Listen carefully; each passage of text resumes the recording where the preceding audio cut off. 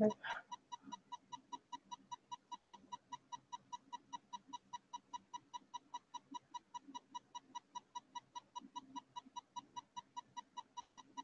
evening or good morning, wherever you are in the world. I'm Regina Yao. I'm the founder and president of the Pixel Project, and I'm moderating the third Google Hangout session of the 4th annual International Women's Day edition of our Read for Pixels campaign.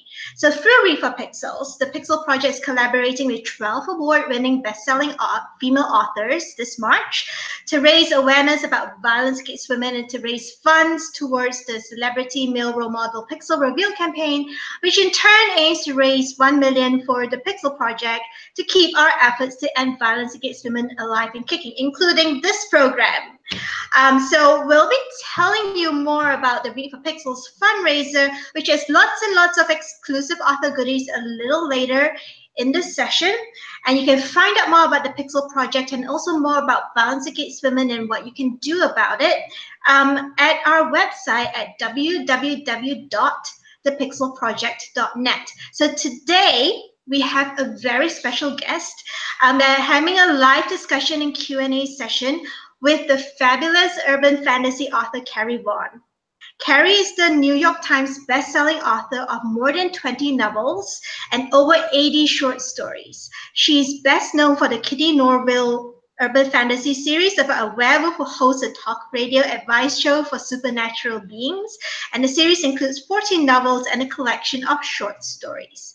And also, she writes superhero novels in the Golden Age saga. And she has been nominated for the Hugo Award, various RT Reviewer Choice Awards, and she won for the Best First Mystery for Kitty and the Midnight Hour, and which is the first book in the KITTY Norville series. And she won the 2011 WSFA Small Press Award for the Best Short Story for Amaryllis. I think I pronounced that correctly. Hopefully, Carrie.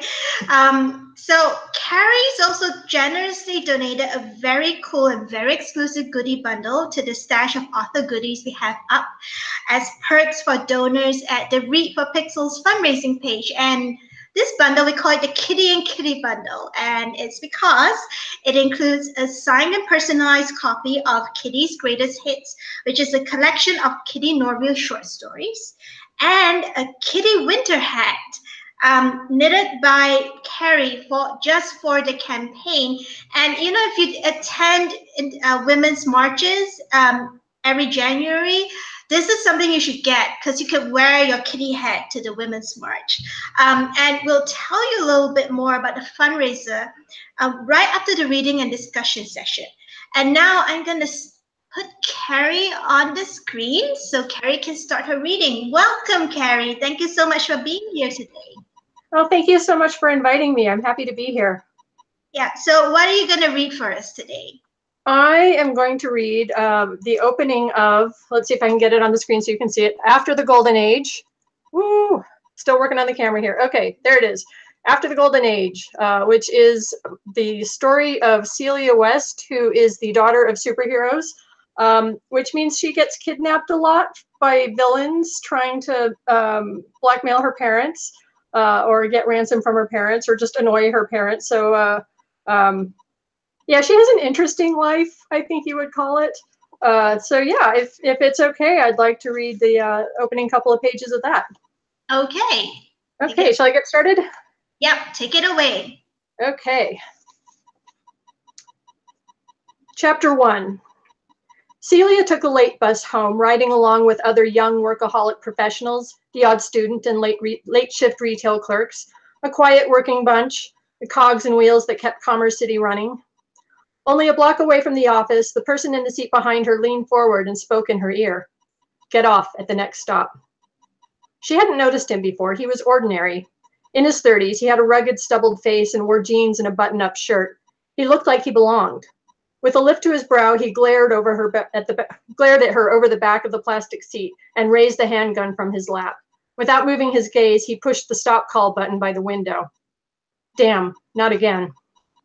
Her heart pounded hard, with anger, not fear, she reminded herself. Her fists clenched, her face a mask, she stood. She could hardly move her legs, wanting only to turn and throttle the bastard for interrupting her evening.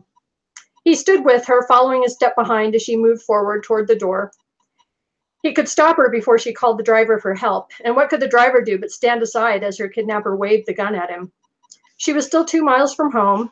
She could try to run in pumps and a dress suit. Right. Really, she only had to run far enough away to duck into a corner and call 911. Or her parents. 911, that's what she'd do. She didn't dig in the pocket of her attaché for her phone, did nothing that would give away her plan. She stepped off the bus onto the sidewalk. Her kidnapper disembarked right behind her. Turn right, walk 5 steps. She turned right. Her muscles tensed, ready. The bus pulled away. She prepared to launch herself into a run. A sedan stopped at the curb. 2 men jumped out of the back, and the kidnapper from the bus grabbed her arm. The 3 surrounded her and spirited her into the car, which rolled away in seconds. They'd planned this, hadn't they? In the back seat, one of the men tied her hands in front of her with nylon cord. The other pressed a gun to her ribs. The one from the bus sat in the passenger side of the front seat and looked back at her. You're Warren and Suzanne West's daughter. Not like this was news. What will the Olympiad do to keep you safe? You'll have to ask them, she said. I will. He grinned, a self-satisfied cat with a canary grin that she recognized from a half-dozen 2-bit hoodlums who thought they'd done something clever, that they'd figure out how to corner the Olympiad, as if no one else had tried this before. What are you going to do with me? She said it perfunctorily. It was a way to make conversation, maybe distract them. His grin widened. We are going to send your parents a message. With the destructor out of the picture, the city's wide open for a new gang to move in. The Olympiad is going to stay out of our way or you get hurt. He really was stupid enough to tell her his plan. Amateurs. Wasn't much she could do until he'd sent the message and the Olympiad learned what had happened. She'd leave the hard work to them. She always did. Then, of course, they blindfolded her so she couldn't keep track of their route. By the time they stopped, she had no idea where they were. Someplace west by the docks, maybe. The air smelled of concrete and industry. A stooge on each arm pulled her out of the car and guided her down a corridor. They must have parked inside a building. Her feet stepped on tile and the walls felt close. Finally, they pushed her into a hard wooden chair and tied her wrists to its arms. The blindfold came off. Before her, a video camera was mounted on a tripod. The man from the bus stood next to the camera. She smirked at him, and his frown deepened. He'd probably expected her to be frightened, crying, begging him to let her go, giving him that power of fear over her. She had already been as frightened as she was ever likely to be in her life. This guy was nothing. Read this. He lifted a piece of paper with large writing. She just wanted to go home, have some hot cocoa and cookies. Supper had been microwave ramen, and her stomach was growling. The blindfold had messed up her short red hair, making it itch, and she couldn't reach up to scratch it. Irrationally, she thought of her parents, and her anger began to turn toward them. If it wasn't for them and what they were, thinking like that had gotten her into trouble before. She focused on her captor. This was his fault. She skimmed over the text and groaned. They couldn't even be a little creative. Are you kidding? Just read it. In a frustrated monotone, she did as she was told. I'm Celia West. I'm being held in an undisclosed location. If the Olympiad has not responded to their demands in 6 hours, my captors cannot guarantee my safety. Wait, stop. She glared in inquiry. Couldn't you sound, scared or something? Sorry, but I've done this before. This isn't exactly new to me. We're different. They all say that. Shut up. Finish reading. She raised her brow, and he waved her on. She said, if you really want to scare everyone, you'd cut off one of my fingers and send it to them. Of course, then you'd really piss them off. That whole non-lethal force thing might not apply then. He stepped forward, fists clenched, like he might actually hit her. Unless you really want me to do something like that, just stick to the script. I know what I'm doing. Whatever you say. She read out the usual list of demands. The Olympiad was to leave Commerce City and not interfere with the actions of the Baxter gang. Baxter gang? She added in a disbelieving aside, then shook her head and continued. They'd let her go when the Baxter gang had the run of the city. They'd send another video in 6 hours to show just how mean they could be, etc. The plan must have sounded so good on paper. She made a point of not looking at the men with the guns who seemed to fill the room. In truth, there were only 5. Even so, if she did anything more aggressive than mock the man she assumed was Baxter, they just might shoot her. There was a time when even that wouldn't have bothered her. She remembered. She drew on that now. Don't reveal anything to them. No weakness. She didn't want to die. What an oddly pleasing thought. Finally, she reached the end of the script and Baxter shut off the recorder. He popped the memory card out of the camera, gave her a final glare, and left the room. All the men with guns remained. All she could do was wait. How it usually worked. The kidnappers sent the video to the police delivered it to the Olympiad. The kidnappers expected Warren and Suzanne West to be despondent over the imminent danger toward their only child and to cave in to their every demand. What the kidnappers never understood was that Celia West was expendable. She'd understood that early on. When it came to choosing between her own safety or the safety of Commerce City, the city always won. She understood that and usually even believed it herself. She thought she might try to sleep. She'd been losing lots with the late nights at the office. Leaning back in the chair, she breathed deeply, closed her eyes, and tried to relax. Unfortunately, relaxing in a hard-back chair you were tied to was difficult at best. Though she imagined her falling asleep in the midst of her own kidnapping would annoy Baxter, which made her want to do it even more. But she was sweating inside her jacket and wanted to fidget. All the breathing and attempts at relaxation did was keep her heart from racing, which was enough. She could meet the gazes of the gun-toting stooges in the room and not give in to blind panic. Eventually, Baxter returned to the room. He eyed her warily, but didn't approach, didn't speak. He broke his minions into shifts, sending one of them for fast food. The food returned a half an hour later, and they sat around a table to eat. Her stomach rumbled at the smell of cheap hamburgers. She hadn't eaten, and she needed to use a restroom. Just breathe. She'd had to wait longer than this before. Her watch said that only 3 hours had passed. It was just now midnight. She had a couple more hours at least, more dramatic that way. She might say a dozen things to aggravate Baxter. She figured she could annoy him enough to get him to come over and hit her. That was the bored, self-destructive teenager of yore talking. And a little bit of revenge. If she ended up with a big black eye, things would go so much more badly for him later on. Then the waiting ended. Celia, are you there? It was odd, an inner whisper that felt like a thought, but which came from outside, rather like how a psychotic must feel listening to the voices. This one was understated with a British accent. She'd felt Dr. Mentis's telepathic reach before. She couldn't respond in kind, not with such articulate, well-formed thoughts. Instead, she filled her mind with a yes, knowing he'd read it there, along with a little bit of, it's about time. I'm going to put the room to sleep. I'm afraid I can't pick and choose. You'll feel a little dizzy, then pass out. I wanted to warn you. She kept herself from nodding, mustn't let the erstwhile archvillains of Commerce City know anything was happening. The guard by the door blacked out first. He shook his head as if trying to stay awake, swayed a little, and pitched over sideways, dropping his gun. Startled, his compatriots looked over. Bill? Hey, Bill. Two at the table keeled over next, then one standing by his chair. Baxter stood and stared at them, looking from one to another with growing urgency. Her vision was swimming. Squinting to focus, she braced, waiting, wanting it to be over. Baxter looked at her, his eyes widening. You. What's happening? You know. I know you know. He stepped forward, arm outstretched. Then he blinked, stopped, gave a shudder. She thought she smelled sage. Sleep. Celia, and I'll stop there. Yeah, Celia is awesome. Yeah, I think so. I quite like her. She's just like almost bored. Yeah. Yeah, there's a point in the book where she's lost track of how many times she's been kidnapped, and her friend is like, that's crazy. You know, how can you forget that?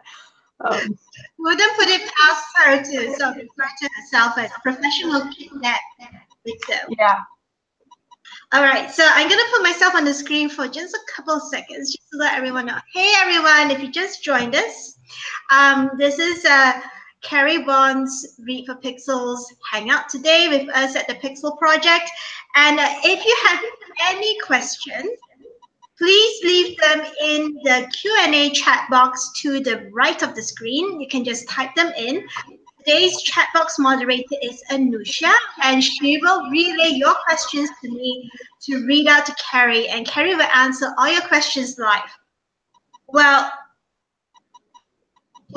unless you're asking about personal stuff, but I'll try to answer them all.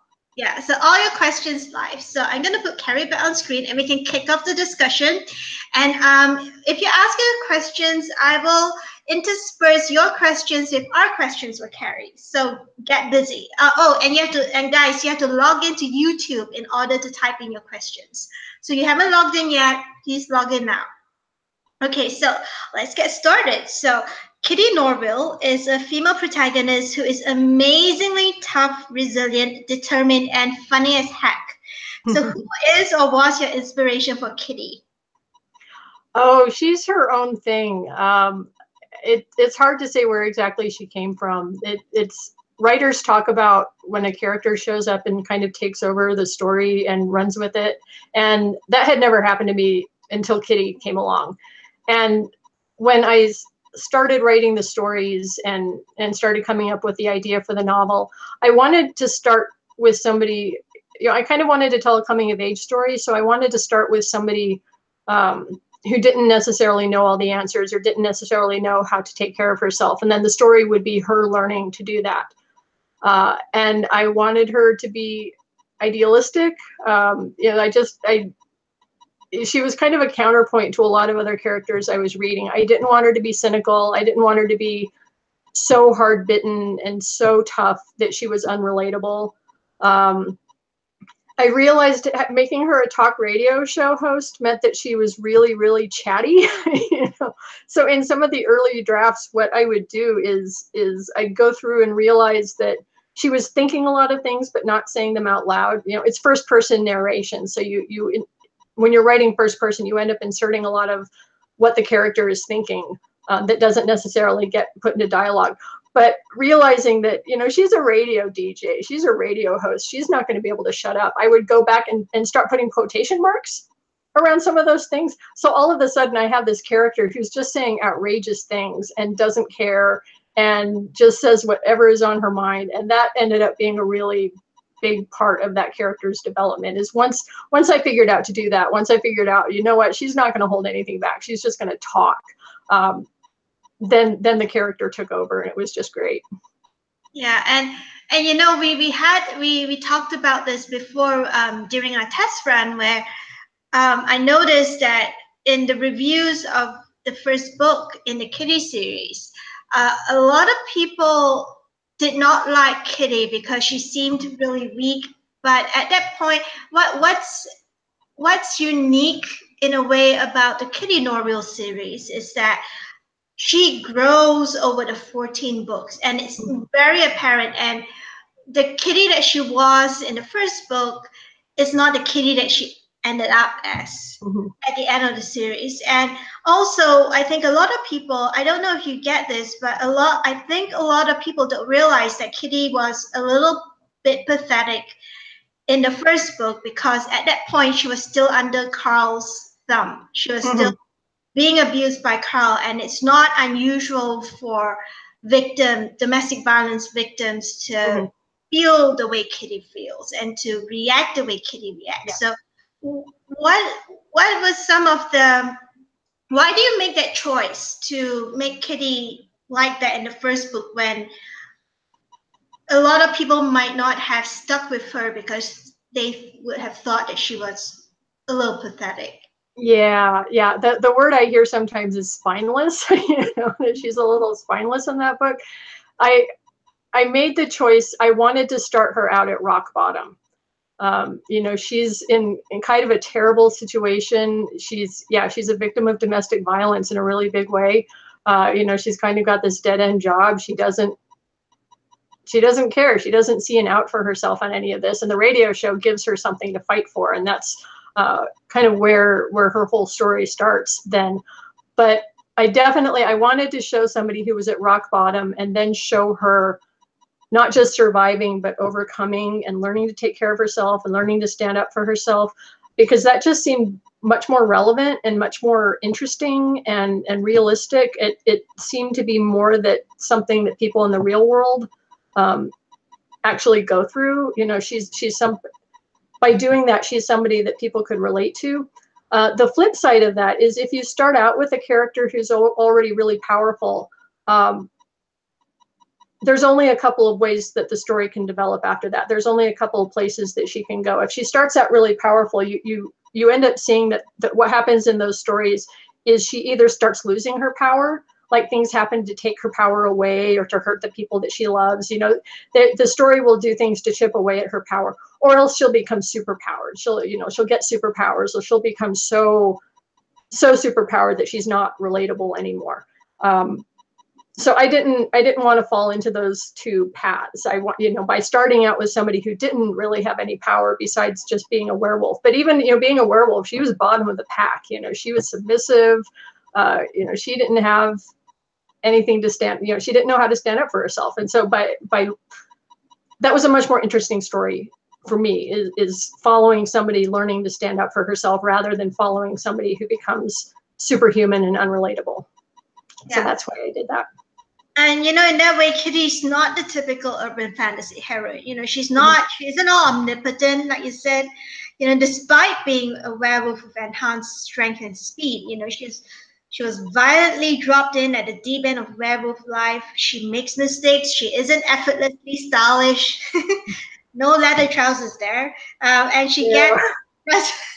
they rip, if you shapeshift with leather trousers, they rip. And those things are expensive, Oh, yeah.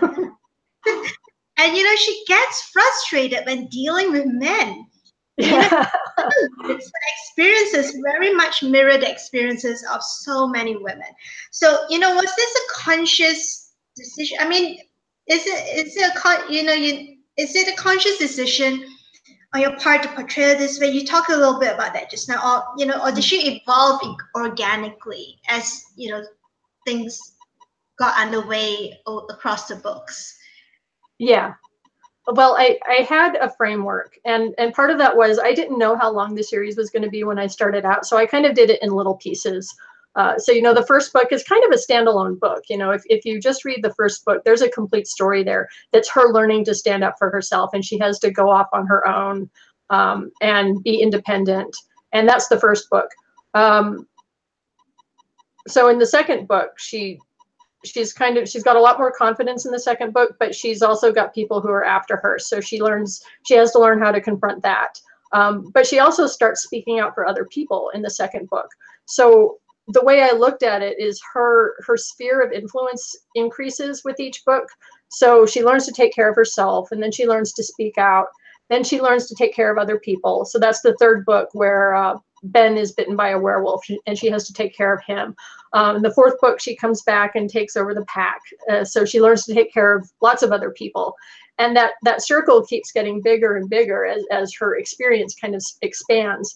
And so that's the way I looked at it, is the more confidence she gets and the more she learns, the more responsibility she takes on. And I always knew that the last book was going to be called Kitty Saves the World, because that's about as much responsibility as you can take on, I figured. Yeah. Okay, so before we go into the next cluster of the next discussion, sorry guys, my pronunciation today is, anyway. So before we go to the next discussion cluster, let's take a few questions from the audience. So the Led Remington Nash asks, Bannerless, she says, Bannerless is amazing. Will there be more? Yes, thank you for that. Bannerless is my most recent book that came out last summer. The sequel to Bannerless will be out in July. It's called The Wild Dead. So yeah, I'm polishing up the finishing touches on that right now. So yeah, do look for that one. I also have several short stories. There's the one that Regina mentioned, Amaryllis, Astrophilia. Some of those are available online, so that's a good place to look for those. Amaryllis is on Lightspeed magazine. So if you want a taste of the world that Bannerless is set in, that's a good place to go for that. Okay, and Delad also asks, she says, also, what is next for the Kittyverse? Oh, the Kittyverse. I have so many ideas, and it's hard to find time to work on them. Right now, the way I'm kind of still dipping into the Kittyverse is short stories. I've been finding I have a lot of questions about some of the side characters. So Rick in particular, I've mentioned, I think, both on my blog and in the novels themselves, is Rick has 500 years of history and I've only scratched the surface of what he's been up to. So over the last couple of years, I released a short story called Hidalgo de la Noche that's about Rick in colonial Mexico. There was a story that was published in Asimov's science fiction last fall called Dead Men in Central City.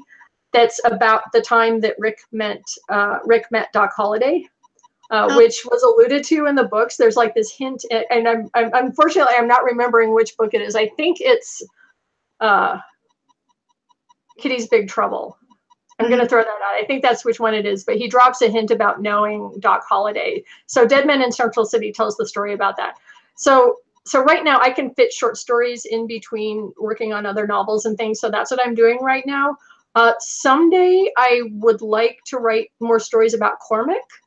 I sort of see a series of detective stories with him and Amelia. It's like a buddy cop or buddy detective series, except that one of them's a ghost, but that's okay. So that's on my list too. I have a lot of things on my list that I'm working on. So that partly answers Todd Campbell's question, which is, hi Carrie, I really enjoyed Low Midnight with Cormac as the main character. Excellent. Will you be writing more books about him or the witches that helped him? I would like to. And unfortunately, I know that's not a very satisfying answer. I wish I had a concrete answer for all of these ideas. I do have a thing that I'm working on, but unfortunately, it keeps getting moved to the back burner as all these other projects come up, like The Wild Dead and some of these other short stories and things. So yes, I am thinking about it. I haven't forgotten about it. And I posted on Facebook just a couple days ago. It's like you have your to be read pile of books that just keep getting bigger and bigger. I have like a to be written pile that just keeps getting bigger and bigger, which is a good thing. I'd rather have too many ideas than not enough, but it does mean that sometimes it's a long time before I can get these ideas actually written and produced and out in the world. Yeah, and you wrote a book on Rick. I bet lots of people will go get it too. I have an idea for a book about Rick, so this is my problem. You see, yeah, I want to. Yeah, I've got a lot of ideas with Rick that I want to do. So we'll see what I can manage. Yeah, because I'm pretty sure Rick is lots of people's book boyfriend. So. Oh, excellent. I like him a lot. Yeah, he has a sense of humor for a vampire, so that's good. So related to Todd's question, it actually segues nicely into the next cluster of discussion cluster we have, which is what's interesting about your books is that the traditional alpha male male figure Cormac did not get the girl, as the saying goes. So instead, Kitty ends up falling in love with and marrying Ben, who's more even-tempered, less macho, and completely supports her in every way. Did you intentionally set out to make a point about alpha males and toxic masculinity not being good bets for long-term mates or romantic partners, or did this develop organically? Both. That's a good question that I get asked a lot, because there were people who stopped reading the series because Kitty and Cormac did not hook up. Some of them came back because they realized that there was still good stuff happening. But yeah, that was the thing. I get a lot of comments about Kitty not hooking up with the traditional alpha male. The thing I wanted to say about Cormac, the thing that was my plan for him early on, was to send him to prison. Because when you go around killing people, eventually you end up in prison. Cop shows notwithstanding, all of these movies and things where the bad guy gets away notwithstanding, is a lot of people who kill people end up in jail. And I never saw those characters end up in jail. And just once I wanted to have one of those guys get caught and then face the consequences, because that is a thing that happens in the real world. And you'll find that that's a lot of that guided a lot of my decision making when writing the series, is what would actually happen in the real world if you had a character like that, or if these things happened. So I sent him to jail, where he got a girl. It wasn't exactly what he was planning, but he did meet Amelia, and so that was a thing. But then that sort of threw Kitty and Ben together, because I sort of alluded to this earlier. The other thing I wanted to do was have Kitty nurse somebody through becoming a werewolf for the first time. And having that character be Ben, having Ben be the one get bitten and infected, just created so much angst for everybody that was absolutely the right choice. Rather than bring in a whole new character, having somebody who was close to both Ben and Kitty have to go through that was just really powerful. You know, that was definitely the right way to do the story. But what that meant is that those two got thrown together in a way that I wasn't necessarily anticipating, but it worked out really well. I have read comments. I don't do it much anymore, but I used to kind of lurk on forums and read comments and things like that and read reviews. And there were people who would call Ben a wimp and that he wasn't good enough for Kitty, and just these kind of weird comments about it. When the way I look at it is he's a lawyer and he's tough and he's going to use the system, you know, rather than go in with guns blazing, you know, he's going to sue your ass, you know, and so he's got his own strengths. And there are several times over the series where he does ride into the rescue. But, you know, he'll do it in his own way, which is, you know, calmly and pragmatically. And he is somebody who would go home to visit Kitty's parents at Christmas time. My joke was that, you know, if Kitty and Cormac had hooked up, she would want him to come home and spend Thanksgiving with her parents. And he would never, ever do that. You know, the minute she suggests it, he would be in his Jeep driving in the other direction and we would never see him again. And so that's not a relationship that was ever going to go anywhere. But Ben, however, Ben will go home and spend Thanksgiving with Kitty's parents. Because that's just the kind of guy he is, and he doesn't mind, and he kind of likes Thanksgiving, and it's okay. You know, it's okay to like Thanksgiving. So yeah, it was not entirely planned out, but it was the result of a lot of other planning that I did in the series. It's kind of a natural outgrowth. Yeah, and you know, we don't get many steady, even-tempered male characters like Ben in urban fantasy, because the focus is, like you said, it's usually on the alpha male. And you know, Ben even started out as a pretty submissive wolf when he had just been infected with lycanthropy. So who is your inspiration for Ben? Who's your template, or how? Yeah, once again, sort of like with Kitty, I don't know that I necessarily had a specific inspiration. Just, you know, I was kind of looking around and looking to see, you know, what kinds of people are out there and what kinds of things I admired, you know, the kind of guy I would want to be with. And frankly, you know, in the real world, guys like Cormac are really off-putting. You know, they're fun to fantasize about, and they're fun in the movies, you know, when they take their shirts off and they're very ripped and you know, muscular and handsome, and you know, it's a fun fantasy, but it would not work in the real world. You know, those types of characters, you know, the people that those kinds of characters are based on are not generally fun people to spend time around. So yeah, I was thinking about, you know,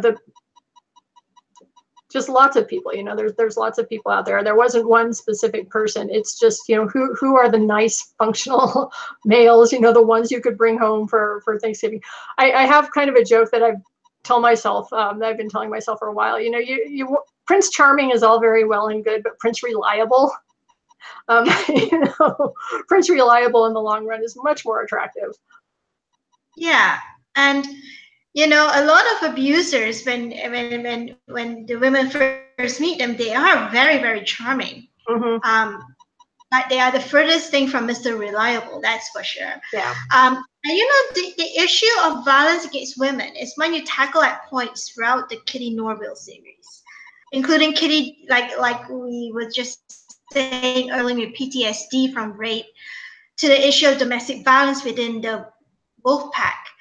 So why did you decide to include domestic violence as a major theme in Kitty's development as a character? And it's also a theme that runs through the books until Carl's death. So why didn't you decide to include that? It is a tough issue. Yeah. And it's a tough question because it's not something I did in a very systematic way. Once again, in creating the character, I wanted somebody at rock bottom. And, you know, once again, the whole idea of the werewolf pack and the ways I had kind of seen them depicted, and some of the, you know, ideas that I've seen around them, they're abusive. Like, that's not cool. And you know, somebody like Kitty caught up in that is not going to have a good time. So, you know, once I decided that she was going to be somebody who had experienced that, I wanted to portray it as realistically as I could. I wanted her experience to be realistic, and I wanted her recovery, you know, her responses. I'm going to pass on one of my favorite things that anybody has ever said about the Kitty series. It's from the book reviewer James Nichols. And it was something along the lines of, it's as if Kitty was raised in 20th century America instead of 11th century Normandy. And, you know, by that meaning that she responds like somebody in the modern world would respond to that kind of violence. And the one thing I didn't want is for the stories to justify that kind of violence at all. That, you know, you can sit there all you want and say, well, werewolf packs are going to be violent, and that's just the way it is. And it's like, well, no, maybe it doesn't have to be that way. And Kitty was a way to kind of deconstruct that a little bit. I did a lot of research and reading onto behavior of real wolves, you know, actual wolves. There's a ton of research out there now, and what they've found is that the traditional conception of alphas and violence within that kind of situation isn't accurate. That the alphas of a natural wolf pack aren't necessarily the biggest, most violent wolves. They're the ones who are most able to organize. They're the ones who are diplomatic. They're the ones who keep everybody else alive. You know, yes, wolf packs can be really violent, and inter-pack violence tends to be really common. But within the pack, it's like, this is mom and dad, and they're nurturing, you know, and so I wanted to bring in that research as well, just to kind of undermine the idea that violence is inherent in these kinds of stories. Yeah, and you know, what steps that you take to ensure that violence against women is presented realistically and effectively, without falling back into lazy tropes that make the female character suffering a vehicle for man pain? Okay, you fuzzed out there for a minute. Can you repeat that last part of the question? Okay, so, you know, what steps do you take to ensure that violence against women is presented realistically and effectively without falling back into lazy tropes that make the female characters suffering you know, vehicle for what Chuck Wendig calls man pain? Yeah. Well, having a woman main character was a big part of that. It's you know, it's her story, so everything that happens is to advance her story. The tropes I wanted to avoid, I wanted to avoid the trope where, you know, the violence becomes defining of every single thing after that. You know, the trope that you see in Hollywood a lot, where you get a big tough woman character, and she's tough and angry because she suffered this abuse, and everything goes back to that. When we all know in the real world, you know, women suffer abuse and then they survive, you know, and they go on and they have lives and they get married and they have kids. And so I wanted to cover that. You know, I wanted to make sure that the violence Kitty suffered doesn't completely define her. You know, yes, it happened, and it informs her decision making and informs some of the things that she does after that, but she also has a lot of other things going on in her life. So that was one way to avoid kind of those all-consuming tropes. Yeah, a lot of reading. You know, it's just a matter of doing research into, you know, especially social workers, about, you know, the traits of abusers and what those situations look like, especially assumptions. You know, people make a lot of assumptions necessarily about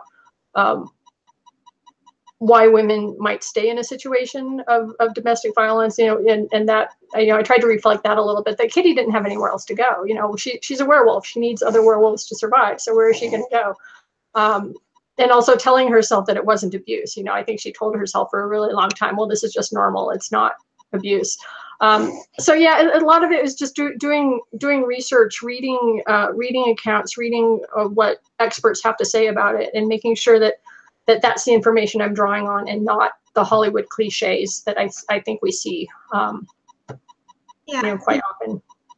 And it's paid off. You know, it's true. You know, and you should. I can't remember which book. I think the fifth book in the series, where one of the young female werewolves was trying to get away from Carl, but at the last minute, she does a U-turn and she goes back to him, and this is so very true for many cases. You know, you can't leave. You know, it's like stuff. It's okay. It's normal. You know, the whole balancing is normalized. And you know, and the thing about you can't leave, you know, with Kitty, she can't leave. You say she can't leave because she needs other werewolves, but a lot of women can't leave because they can't leave their kids behind. They don't have money because their husband. Financial. Yes, and you feel like you can't. That nobody will help you because your abuser isolates you from everyone else. And, you know, I'm just going to segue a little bit here to let you know that, you know, we was working on helping someone very recently leave her very violent boyfriend. And what she was so amazed to discover was that once, you know, she took the first step to get out, suddenly she says, oh, my parents said that they could have me. My friends are stepping up. My brother's friends are helping me move out. You know, someone is giving me a place to stay. And she said, I can't believe that people are so helpful. And, you know, one thing that we said to her was, people do love you. It's just that your abuser isolated you so much and got it into your head that nobody cares about you in order to control you. So, and the moment you decided to, this is probably not true for all victims, but for many victims, you know, the moment you decide to ask for help, there will always be someone out there who will help you. It could be a friend, it could be your family. You know, you're not entirely without help. And I think that it comes across very well in the Kitty books. Well, thank you. It's meant a lot. I've gotten quite a bit of feedback along those lines. One of the most amazing pieces of fan mail that I've ever gotten was from somebody who said that Kitty in the Midnight Hour inspired her to leave her abuser. And like, that's so much more than, you know, any of us who write novels, you know, especially kind of fast commercial mass market novels. You know, we're writing to entertain. We don't expect that we're going to go out and make a difference like that. So to get that kind of feedback was just really amazing, and really, I'm so grateful that people have found something to relate to in Kitty. Yeah. And you know, sexual consent is often a blurry area in many urban fantasy books, but as we see from Kitty and Ben's marriage, it is possible to have a healthy relationship with enthusiastic consent. Do you think this is an issue that writers in the genre are tackling, or do you think this is an issue that hasn't been fully addressed yet? Yes and no, just because there's a lot of writers out there doing a lot of different things. And a lot of this is, particularly urban fantasy inherited a lot of tropes from romance. I think, and that's one of the great things about urban fantasy, is it just borrowed tropes from everywhere. You know, let's take some mystery, let's take some thriller, let's take some romance, let's put it all together. And there's a trope in romance about, you know, the big, powerful man coming along and overwhelming the heroine. Because there's a legitimate sexual fantasy, I think, to be had there. But it does, it can be very problematic. You know, it's where do you draw the line between, you know, we want to write, you know, good, realistic, validating, supportive fiction. But there's also this area over here where, you know, there's a whole tradition of romance novels where this kind of thing happens, and that people want to read. So that's where that comes from. So, you know, there's a reason that some of it's like that. I think, you know, deciding that that's the way it has to be in the real world is where the problem comes in. That, you know, that's not actually a normal, healthy relationship outside of the fantasy, you know, of whatever, you know, story is being told there. And I think that's where the problems run into is, you know, for someone to think that that kind of thing is normal, you know, is not a good message. But yeah, I don't know that a lot of books necessarily promote that, the idea that that's normal, but if you never see anything different, you know, if you never see another example of how relationships are supposed to work, you know, I don't know, it's a very thorny, complex, twisty kind of question. But yeah, I do think a lot of authors are tackling it now. You know, particularly in romance, there's been a lot of pushback against that kind of story, and a huge market now for romances where the partners are equal and have equal status and equal say, and where the boundaries are well defined, and it's as you say, enthusiastic consent, which is such a great phrase. Yeah, and you know, that speaking of romance, the romance genre, you know, I just read article in the Guardian. It came out yesterday or the day before, and there were romance authors talking about how the current administration and he who is the current president has inspired, has actually, you wouldn't believe. It's not what you think. They say because of him, they are changing the way their male protagonists act. That's so interesting. Yeah, no more alpha male. Right. Or if he has alpha male characteristics, there's gonna be a good reason for it, and he's not gonna get away with it. Yeah, because it has consequences. You know, that kind of behavior. Yeah, it's kind of not cool. Yeah. In the real world. Yeah. And you know, what advice do you have for authors who are thinking of tackling the issue of violence against women in their books? That's a tough one. That's a big question, and I'm not sure. Get somebody to bounce the ideas off of. Have a beta reader to just double check your own assumptions. Yeah, make sure to not fall into stereotypes of the victim, and not, how to put it, you know, not attribute things to a victim that may not be realistic. You know, if the person writing doesn't themselves have experience with that.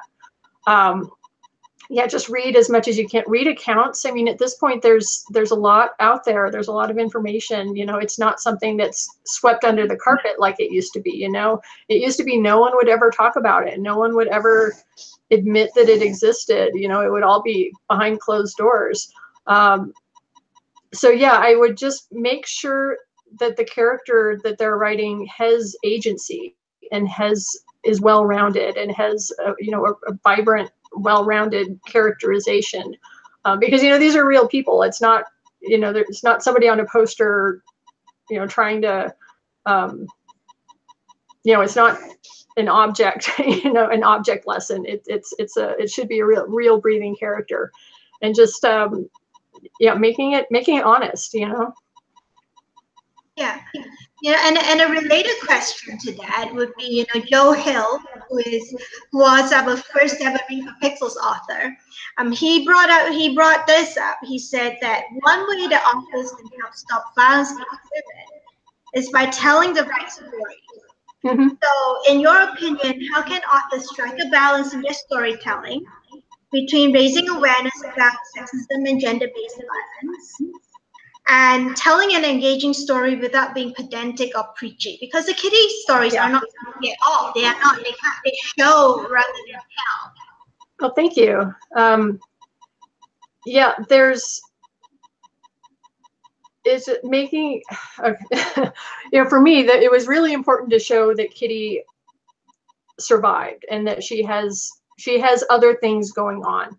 I think writers definitely need to avoid making it prurient, you know, avoid sensationalism, I think. And yeah, it's have other things in the story. You know, have she's going to have a life, you know, she's going to have likes and dislikes. She's going to have a job or kids or something else in her life besides that thing. And I think that's a way that you can make the world more fully realized, and you can make the character more fully realized by acknowledging that there's a lot out there. You know, it's not just, you know, no victim is defined by this one thing that happened to them or this series of things that happened to them. You know, they're people, you know, they're people with all of these other things going on, and to acknowledge that and to bring that out, I think can make make the stories not just, illuminating that one issue, but make them interesting stories in their own right.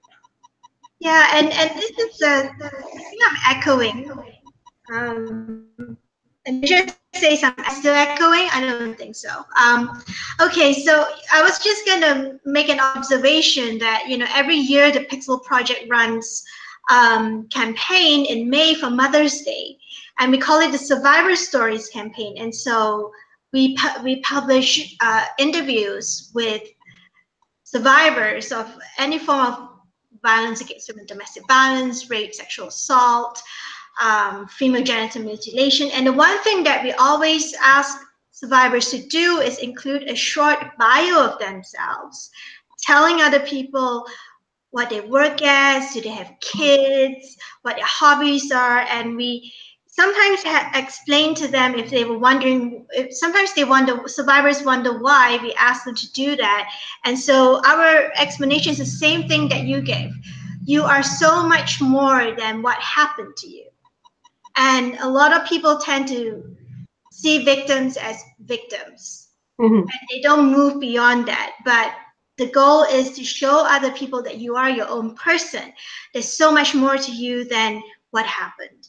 And that there is light at the end of the tunnel. That's what Kitty shows, because she survived. She got married. She has a thriving business. Her husband is a nice guy, genuinely nice guy, and they end up having a kid. Life can go on. You need the courage. Sometimes all it needs is your courage to reach out and say, I need help to get out of this. It's not always a happy ending, because the first 6 months after you leave your abuser are the most dangerous months, where you could get killed. But if you make it through, and you do have friends and family who love you, and this is a message out there, if you're listening, if any of you listening, watching this Hangout is listening, there is help. There is a lot of help, and I'll talk a bit more about it when we wrap up a little later. But now let's go to fan questions. Okay. So Anusha says, some people believe that depicting women in power in fantasy is quote unquote unrealistic. What are your thoughts on this? Oh, wow. There have been powerful women all the way through history. If you can think of a job or a position or some kind of, just about anything that can be done, women have done. We're sort of constantly faced with well, what can women do? What can women not do? And it's like, it's a moot point, because they've basically already done it. And those stories don't always necessarily fit into the narratives that get recorded. There's sort of this received narrative of what makes good stories or what doesn't. And I find it's this vicious circle. If you start from this premise of, well, women, strong women like that aren't realistic, well, then those stories never get told. If you decide from the beginning that they never, that they're not realistic, then you're gonna reject any stories that you hear about powerful women. So in fact, probably the famous women pirates, Anne Bonny and Mary Read, but there was also Grace O'Malley and Madame Chen. There were lots and lots of women pirates. One of my own favorite historical topics is women pilots in World War II. So the Soviet Union had a woman fighter ace in 1943, Lilia Litviak, who shot down something like 12 German fighters over the course of her career. There have been women leaders and women writers and women soldiers, and just anything you can think of. So, it's not a matter of realistic or unrealistic. It's telling the stories that are already out there and that have always been out there that we just haven't necessarily told. Because we're told, well, it's not realistic. And so then so every time one of those stories comes up, that gets shoved off to the side, and that it would be great if that would stop,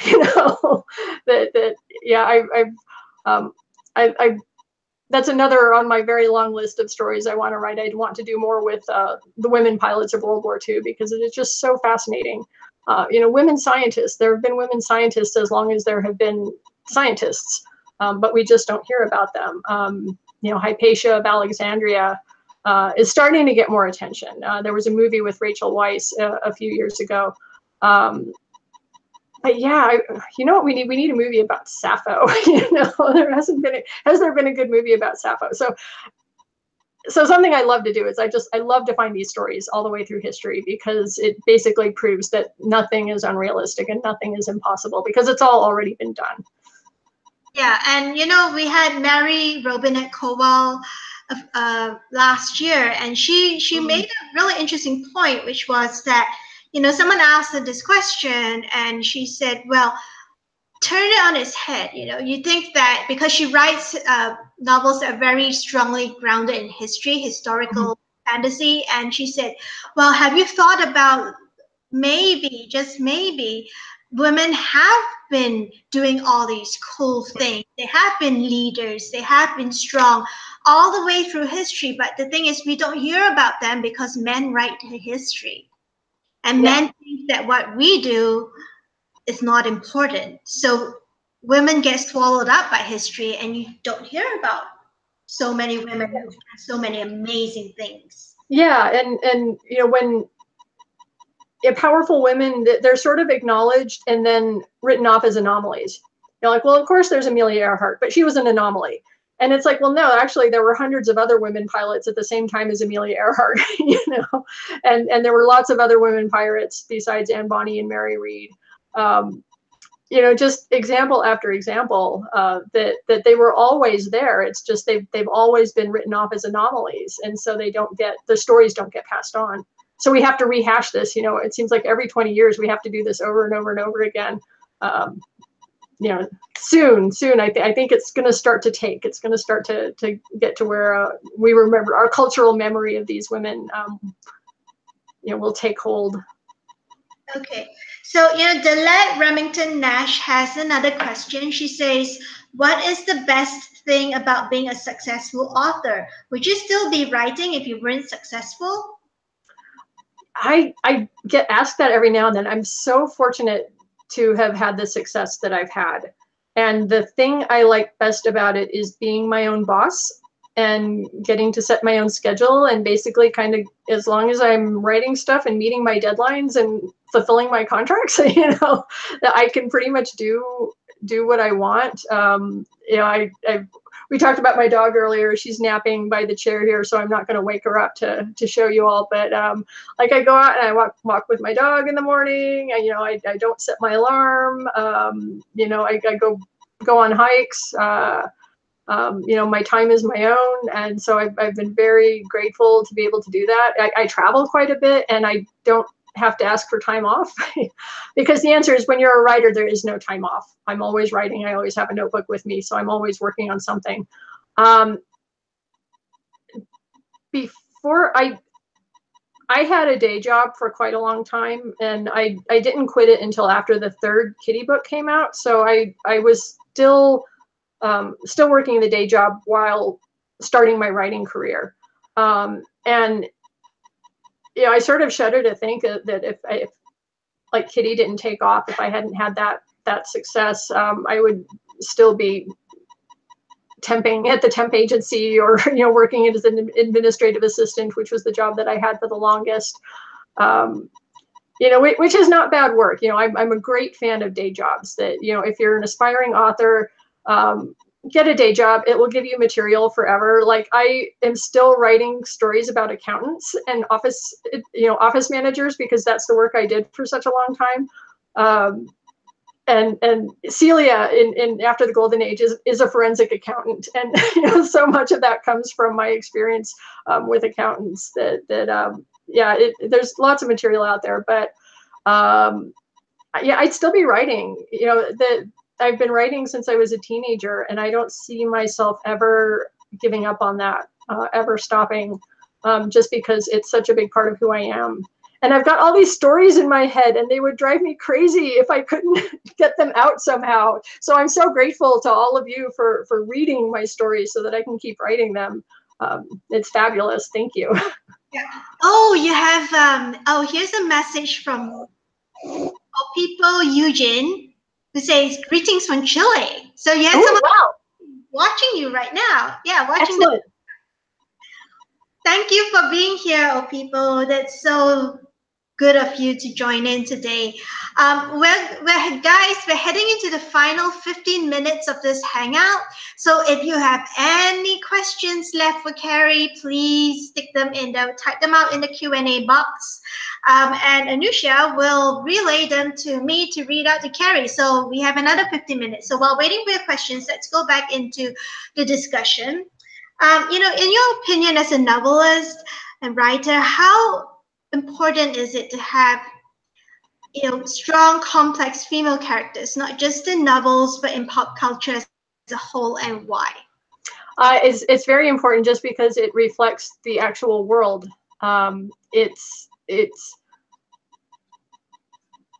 there's a place sometimes for kind of stereotype characters and tropes. Like I always pull out the James Bond movies as a really good example. It's like you don't necessarily go to a James Bond movie to see well-rounded, deeply thought out characters because it's James Bond, right? You know what you're going to get. But for the most part, for most stories that we're wanting to tell, it's just not realistic to not have well-rounded, well-developed women characters or people of color or LGBTQ characters. It's just not realistic to not have those people in there. I think people, I think writers find that the more reflective of the world that their stories are, the more rich they are, the more ideas grow out of those. Like for my part, I know I've always found there's a lot of stories out there. There's just a lot of ideas. And if you only stick to kind of one narrow range of storytelling, you're just leaving a whole lot out. Yeah. Oh, more of your fans are doing a roll call. Your fans are doing a roll call about where they're from. Oh. So Lilette is in Oregon and Todd is in Idaho. Oh, yay. Yeah. So guys, doing a roll call and final call for questions. Just type them in. If you have any burning questions for Carrie, just type them in now. We'll be wrapping up in 13 minutes. 13 minutes, not 30 minutes, 13 minutes. So, Carrie, geek culture in general, including science fiction and fantasy, has had its share of critics saying that it's still too male-dominated, despite a rising number of prominent, well-respected, and well-known female authors, such as yourself. What do you think needs to be done to make geek culture as a whole, whether it's comics or gaming or books, more welcoming for women and girls? Yeah, my first take on that is, it's kind of amazing that we have many different geek cultures now in some respects. Like I consider myself a huge geek, but I'm not a gamer.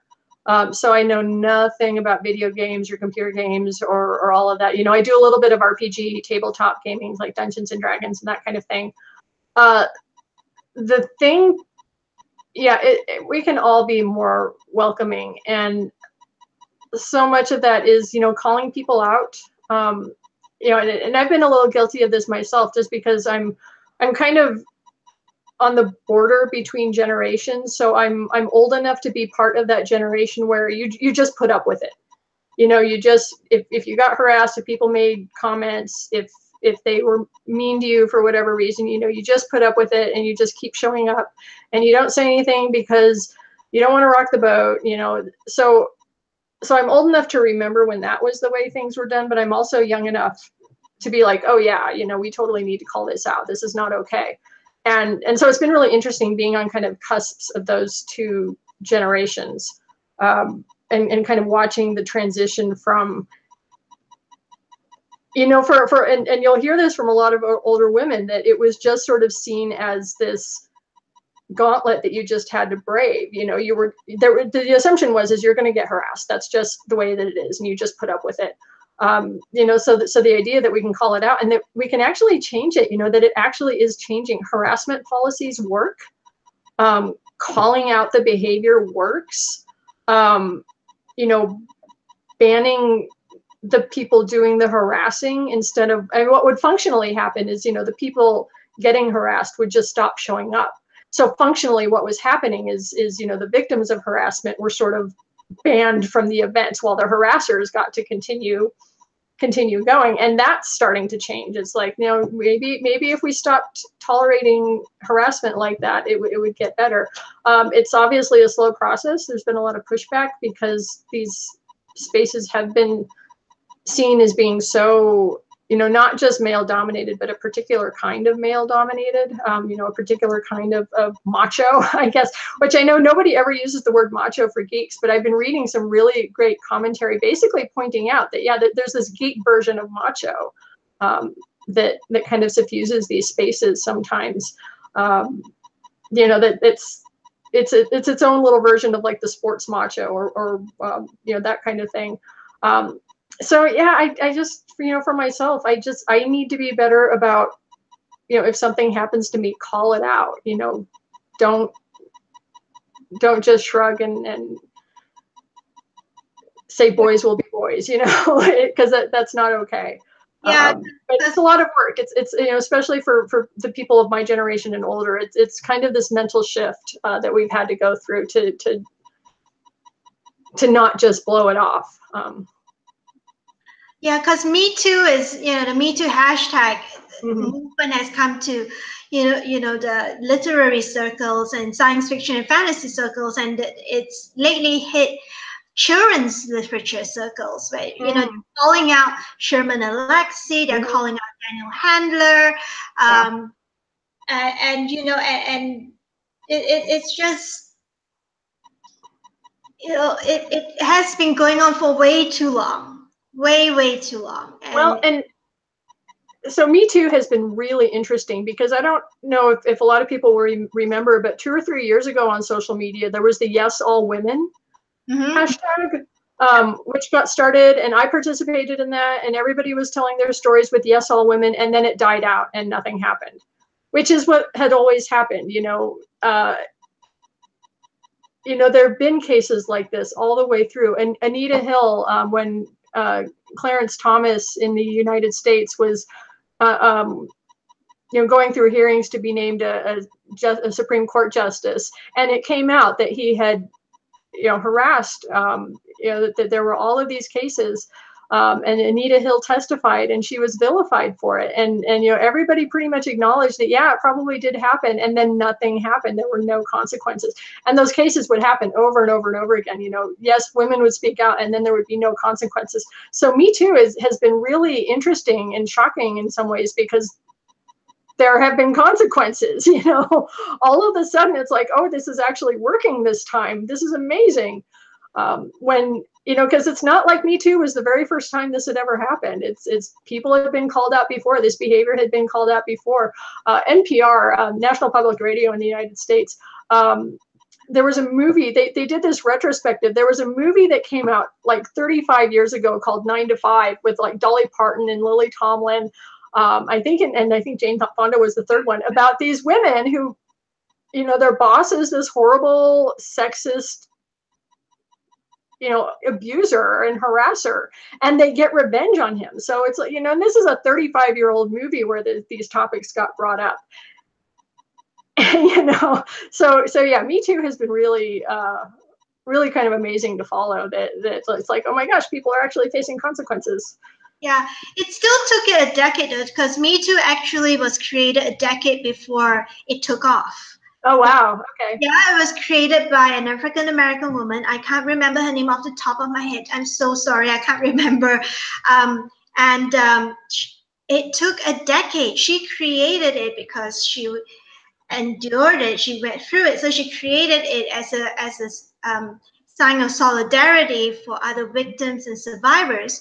And then 10 years later, it just took off. And yeah, you're right. It is now. It's all the consequences. I mean, look at James Dashner. You know, he best-selling author. His agent dropped him. Publisher dropped him. There are consequences now, and these consequences have been a long time in coming. And I think, you know, people see it now and they think it's a revolution. It's all happening now, but it's taken a long time, and it's taken a lot of incremental wins, small wins, to suddenly sort of and it just snowballed. Yeah. really snowballed. Oh, we have, before we wrap up, we have some comments from the audience. So Delet Remington Nash says, I just want to say I have been with you since the midnight hour, and I really enjoy your tone of voice for each of your characters, and her favorite characters are written in format. Oh, yay. Okay, Thank and you. Todd Campbell says, my favorite characters include Kitty, of course, but I really enjoyed Kay Wyatt from Voices of Dragons and Jill from Steel. Oh, yay. Oh, thank you so much. Yeah, so shall we go to the final few questions? So let's have the final question about empowered women and girls, and then we'll go to the wrap-up question. So you write young adult books. And we are seeing what on Tumblr they call the Hermione effect. Someone coined the term the Hermione effect. Now in pop culture, with lots of capable and complex young female protagonists with agency in YA books in particular. And do you think this is a trend, or is it a bellwether of slow but permanent change? I hope it's a bellwether of slow but permanent change, because much like the Me Too movement, this has been building for a really long time. I'll throw out Tamora Pierce and her Alana books, which Tamora Pierce has been writing since the 80s, and she's been writing really great, strong girls who want to be warriors and want to do unconventional things and then go out there and do it. My own favorite writer, Robin McKinley, wrote a couple of books in the 80s, The Blue Sword and The Hero and the Crown, that are also about warrior women going out and saving the world and doing awesome things and fighting dragons and riding horses. And those books, I still reread those books on a fairly regular basis. So I think those characters have always been there. And it may be that we're now seeing kind of a critical mass to where it's normal now to see characters like that, rather than like, oh, there's a character about a strong girl who does amazing things. Something I would like to see is like have the stories where it's not amazing, where the story isn't the girl has to go out and fight for the opportunity to do amazing things. She just does it, and she's just there, and it doesn't require commentary, and it's not seen as new or different, and I think we're getting there. I think we're getting to a point that kind of thing is going to become normal enough that we don't need to comment on it anymore. Yeah, and we just A Wrinkle in Time just released, and Meg Murray existed.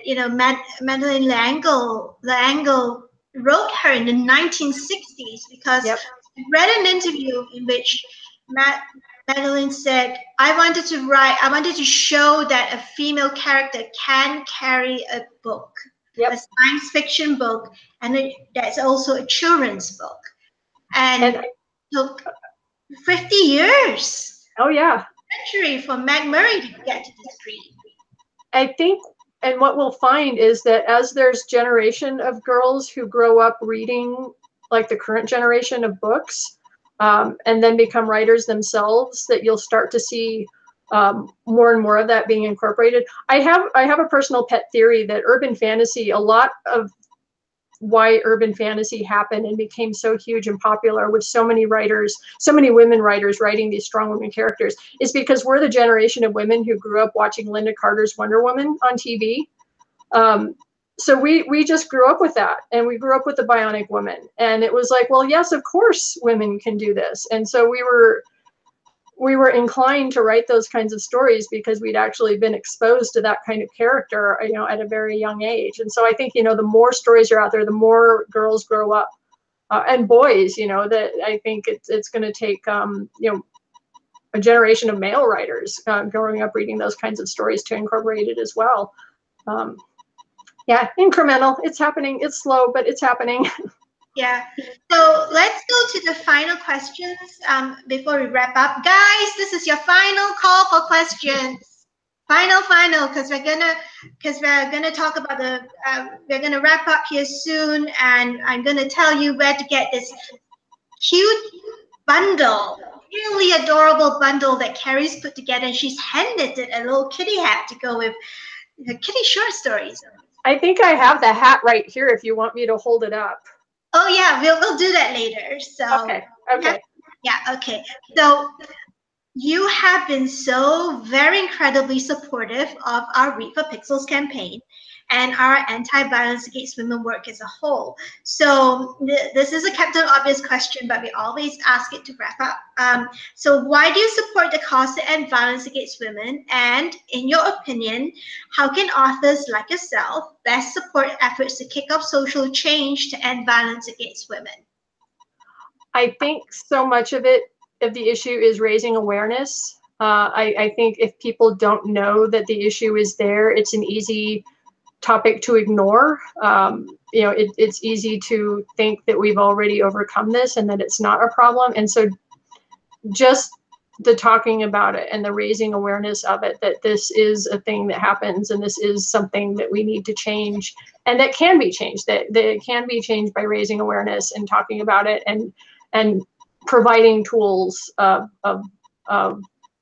how to prevent this, how to stop it, how to prevent it, especially how to prevent it. I think that's going to be a thing as well.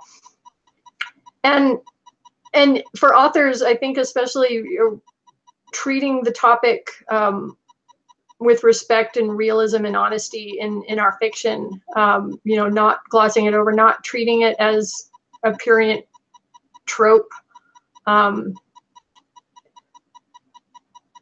Treating it as something that it is a thing that really happens in the world, and it's not, a plot ticky box just to check off in a blasé way.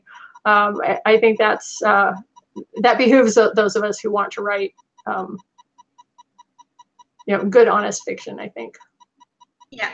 So let's show them. Let's go to the goodies. So you got the kitty hat with you, right? I think I do. Yeah, I have to. If I don't overturn the pile of stuff that is on top of it. Okay, here we go. Here it is. Oh, it's there so we go. cute. It's even got a little tie underneath, so it won't fall off your head. It's got little ear flaps, so it will definitely keep you warm. Yeah, because women's marches are normally in January when it's quite cold across half. Yes. I have marched in both of them, and I can tell you that it could have been a lot colder. Like, at least it wasn't snowing. But yes, the good wool hat is always a good thing. So you knitted it yourself? And I did, yes. Is it 100% wool? It is, yeah. So I'm sorry for people with wool allergies. It's probably not the best thing, but yeah, it's cozy, fuzzy wool. Okay, so I'm gonna share a little slide. I'll put myself on screen. Oh, guys, sorry, I seem to be echoing again. So hang on. Okay, hey guys, thanks for bearing with us. So let's share the screen so you know where to get the goodies. So Carrie, can you see it? I can, yes. Okay, so there's only one of this cute little kitty and kitty bundle. So you get that little kitty hat that Carrie knitted just for the campaign, 100% wool. It's red, it's got shades of red. And you also get a signed and personalized copy of Kitty's Greatest Hits, which is a collection of Kitty Norville stories. So you just go to good grief, today my pronunciation is off.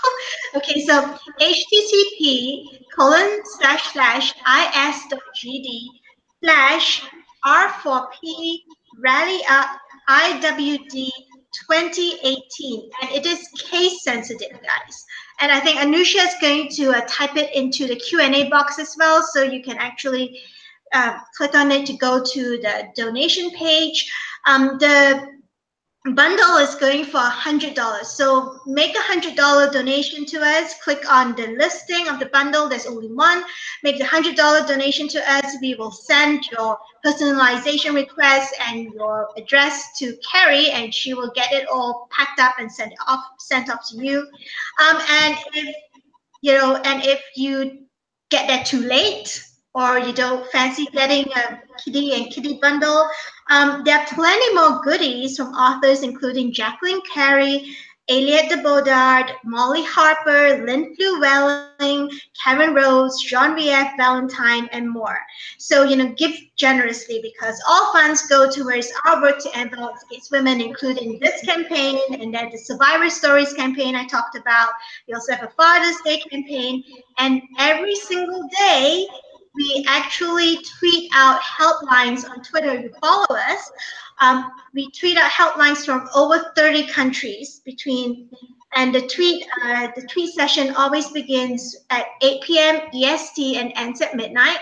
And we have one for North America. So if you're in the US or Canada and you're listening in, we have one from North America from 10 a.m. to 11 a.m. every single day. So let me just stop this. I hope everyone's taken down the URL. Hopefully you'll stop by our fundraising page. So I just stopped this. Okay, I'm back online. So, if you want to learn more about Read for Pixels, you can go to is.gd/Read for Pixels. There's a lot more about this campaign there.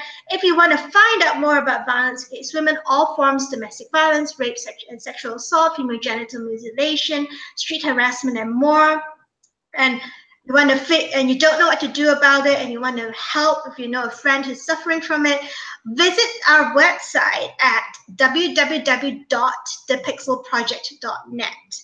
And if you want to find out more about the Celebrity Male Role Model Pixel Reveal campaign, please visit http://reveal.thepixelproject.net to learn more about it. And I'm going to put Carrie back on screen. Carrie, do you have any announcements you want to make? Are you releasing anything soon? Are you going to be at a convention soon? Do you have any announcements? Yeah, we talked a little bit about it before, but my next novel is The Wild Dead, and it will be out in July. My next convention is NorwestCon in Seattle at the end of March. I think March 30th through April 1st, I think is when that is. But I'm also here and there, Denver Comic-Con, check my appearances page. My website is carrievaughn.com, and that's usually pretty up to date. But yeah, thank you so much for reading my books and listening to my chat. All right, so Carrie and I will say good night now. So thank you all, and have a good night or good day wherever you are in the world. So we are going to say bye now. Bye, everybody. Bye, good night.